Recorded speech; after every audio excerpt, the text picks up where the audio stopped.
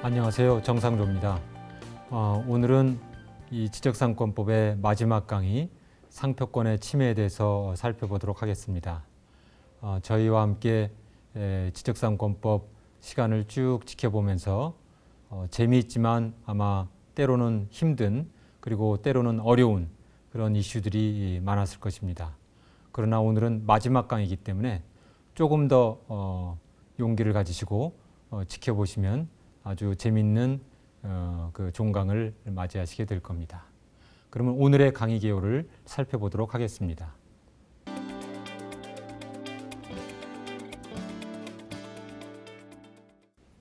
상표권 침해는 기본적으로 자신의 상표를 타인이 허락 없이 사용하는 경우에 발생하게 됩니다.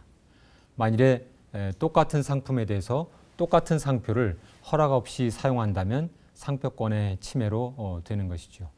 그런데 만일에 다른 상품에 다른 상표를 사용하면 어떻게 될까요? 상표권의 침해가 되지 않겠지요. 그러면 그 중간 영역에 있을 때, 다시 말해서 유사한 상품에 대해서 유사한 상표를 사용하게 되면 상표권의 침해가 되는가? 이것이 바로 상표권 침해의 아주 핵심적인 문제가 될 것이고 오늘 여러분과 함께 살펴볼 문제가 되겠습니다.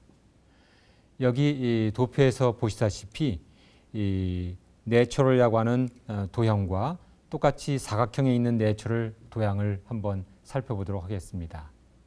내추럴이라고 하는 영어 단어는 그 상품이 좀 자연에 친한 그런 환경 친화적인 제품이다. 또는 아주 자연적인 그런 제품이다 라는 것을 설명하는 명칭이기 때문에 상표로서 식별력이 없고 그것을 제외한 나머지 도형을 본다면 그 도형은 전혀 다르다는 것을 볼 수가 있습니다. 따라서 두 상표는 내추럴이라고 하는 단어가 같지만 모두 소비자의 혼동을 초래할 정도의 유사성이라고 말할 수는 없을 것입니다. 이러한 경우에 상표권의 침해에 해당되지 않는다라고 판시하게 됩니다. 그러면 이러한 상표의 유사성은 어떻게 판단을 할까요? 우리 법원은 그 상표의 칭호, 관념, 외관을 비교해서 판단한다 이렇게 말하고 있습니다. 칭호라고 하는 것은 사운드, 그 상표의 소리가 비슷하냐, 관념이라는 것은 그 뜻, 그리고 외관은 상표의 외부적인 모습, 이 세 가지를 비교해서 유사하면 상표권의 침해로 된다 이렇게 판시하고 있습니다. 그런데 여러분 법학 공부를 할 때 항상 생기는 고민이 이렇게 추상적인 개념을 구체적인 현실에 적용할 때 생기는 어려움을 항상 느끼게 되실 겁니다. 이 상표의 유사성에 있어서도 마찬가지로 기준은 명확히 그 칭호와 외관, 관념을 비교해서 유사성을 판단한다고 하는 명확한 기준이 있지만 그 기준도 추상적이기 때문에 구체적인 상표를 비교하면 과연 유사한지 여부에 대해서 고개를 갸우뚱하는 사건들이 많이 있습니다.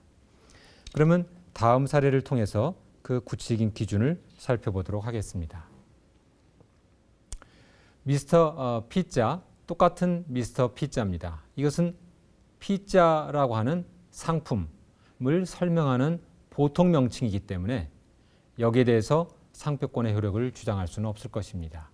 따라서 두 상표 가운데 보통 명칭에 해당되는 피자를 빼고 남은 나머지 부분을 비교해 본다면 하나는 그 모자고 또 하나는 주방장의 그림이 되겠습니다. 웃고 있는 수염과 그림이 되겠습니다. 따라서 이것도 그 제3자가 볼 때 외관이 다르다 이렇게 말할 수가 있을 것입니다. 그러면 이 경우에 과연 그 외관이 상표의 외관이 다르냐 아니면 유사하냐 하는 것은 누가 어떻게 판단할까요? 물론 기본적으로 분쟁이 생기면 법원의 판사가 판단을 하지만 누구의 인식을 기준으로 해서 판단해야 되느냐, 누가 보았을 때 유사하다고 판단하는 것이냐, 누구를 기준으로 해서 판단하느냐가 어려운 문제가 되겠죠.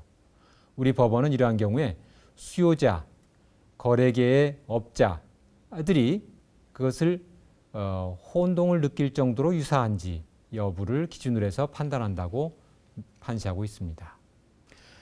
그러면 다음 이슈를 통해서 이 혼동 여부를 조금 더 살펴보도록 하겠습니다. 지지난번 시간에 잠시 소개를 드렸습니다만 포털 사이트에 제3의 광고 대행업자가 그 광고를 대체하거나 자신의 광고를 여백에 끼워 넣거나 또는 그 광고를 키워드 광고로 삽입을 하게 되면 이러한 경우에 포털업자가 막대한 광고 수익에 손실을 입게 되고 이것이 상표권 침해나 부정경쟁 행위에 해당되느냐 여부를 문제 삼게 되었습니다.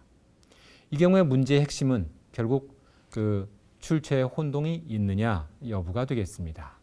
소비자들이 광고 대행업자의 광고를 볼 때 포털 사이트에서 제공한 광고와 혼동을 하겠느냐 하는 것이 문제의 핵심이 되겠습니다.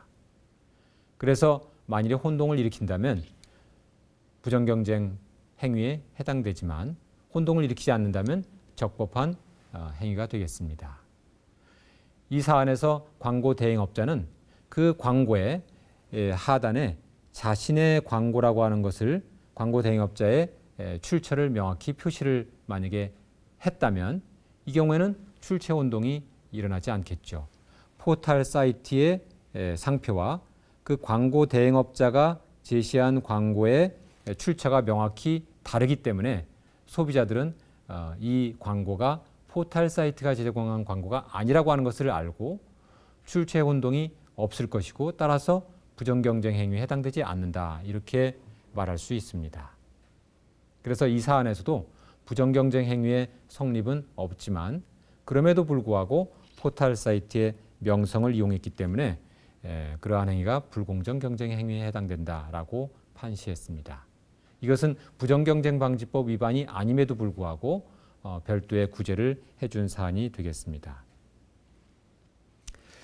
다음으로 출처 혼동이 지역적으로 제한되는 경우가 있을 수 있다는 점을 설명드리겠습니다. 지난 시간에 잠시 소개를 드렸습니다만 약국의 경우에 동일한 약사가 2개 이상의 지역에서 약국을 개설할 수가 없기 때문에 그러한 약사법의 규정에 의하면 결국 두 지역에서 약국이 개설될 수 없고 따라서 혼란의 가능성이 없다 이렇게 보았습니다. 그런데 지난 시간에도 말씀드렸다시피 행정 규제와 소비자의 혼동은 별개의 문제이기 때문에 과연 부정경쟁행위가 없었느냐 하는 것은 그 의문을 제기할 수 있는 문제라고 하겠습니다. 원숭이 학교의 경우에도 지역적으로 한정된 범위 내에서만 널리 알려진 상표라고 한다면 혼동도 그 범위 내에서만 한정된 것이기 때문에 다른 지역에서의 혼동은 발생하지 않고 다른 지역에서 상표 사용으로 인해서 부정경쟁행위가 성립하는 것은 아니다. 이렇게 말할 수 있겠습니다. 그 다음으로 이제 어려운 문제는 출처 혼동은 없지만 그럼에도 불구하고 상표권의 침해가 발생할 수 있느냐 하는 문제가 되겠습니다. 남자분들은 잘 아시는 그 약으로 비아그라라고 하는 것이 있습니다. 비아그라는 파이자가 만든 약품입니다만 이 약품의 명칭이 널리 알려지게 되니까 국내 모 기업이 이 비아그라 COKR이라고 하는 도메인 이름으로 웹사이트를 열고 그 웹사이트에서 건강 보조식품을 판매하게 되었습니다. 이러한 경우에 소비자들이 볼 때 비아그라를 만든 파이자처럼 세계 굴지의 제약회사가 건강 보조식품까지 판매하겠느냐라고 의문을 제기하기 때문에 그 웹사이트가 파이자가 만든 것이라거나 파이자와 혼동을 초래할 위험은 없습니다. 따라서 출처 혼동의 위험이 없다면 아까 말씀드린 바와 같이 부정경쟁 행위에 해당되지 않는다라고 볼 수 있죠. 그래서 이 사안의 경우에 초기에는 부정경쟁 행위에 해당되지 않는다라고 보았습니다. 그러나 그 이후 부정경쟁방지법이 개정되어서 출처 혼동이 없더라도 저명한 상표의 명성을 떨어뜨리거나 또는 손상시킨 경우에는 소위 희석화에 해당된다. 상표의 가치를 떨어뜨리고 물타기 하는 그런 희석화다. 여러분 폭탄주에 맥주에다가 위스키를 섞으면 위스키가 희석되지요. 마찬가지로 저명한 상표를 함부로 사용하게 되면 상표의 가치가 희석됩니다. 이러한 희석 자체를 금지하는 규정을 도입하게 되었습니다. 그래서 동일한 사안이지만 법 개정되기 이전에는 적법했던 행위가 부정경쟁방지법의 개정으로 인해서 새로운 규제, 즉 희석화 규제에 해당된다라고 본 것입니다. 기본적으로 법 개정 이전의 행위에 대해서는 책임을 물을 수가 없을 것입니다. 그러나 그 웹사이트는 법 개정이 되고 난 이후에도 계속 유지되고 있었기 때문에 여기서 문제된 책임은 법 개정이 이루어지고 난 이후에 웹사이트의 운영 행위가 부정경쟁방지법의 희석화에 해당된다라고 하는 점이 되겠습니다. 따라서 혼란이 출처 혼동이 없어도 부정경쟁 행위가 될 수 있다라고 하는 사실을 새롭게 우리가 공부하게 되었습니다. 다만 이 규정은 과거의 적법한 행위가 이후에 불법한 행위가 될 수 있기 때문에 형사처벌에 관해서 일정한 경과 규정을 두게 되었습니다. 그래서 소니라고 하는 상표는 소니뱅크.com으로 인해서 희석화가 되었다라고 주장할 수 있는 여지도 생기게 되었습니다. 그러나 이 문제는 다시 다음에 뒤에서 조금 더 자세히 살펴보도록 하겠습니다. 이와 같이 도메인 이름에 대해서 이게 부정경쟁 행위니까 그것을 사용하지 말라라고 청구할 수 있는 근거가 넓어졌는데 문제는 이러한 도메인 이름을 사용하지 말라라고 금지 청구할 뿐만 아니라 더 나아가서 상표권자가 도메인 이름을 이전해 달라라고 청구할 수 있느냐 하는 것이 아주 어려운 문제로 제기되었습니다. 여러분 법학에서 기본 이론으로 배웠겠습니다만 금지 청구라는 것은 예를 들어서 소유권을 침해하지 말라라고 금지하는 것을 청구할 수 있을 뿐이지 소유권을 이전해 달라라고 청구하는 것은 아닙니다. 마찬가지로 상표권자도 도메인 이름을 사용하지 말라, 침해를 하지 말라라고 금지할 수 있을 뿐이지 그 도메인 이름을 이전해 달라라고 청구할 수 있는 것은 아닙니다.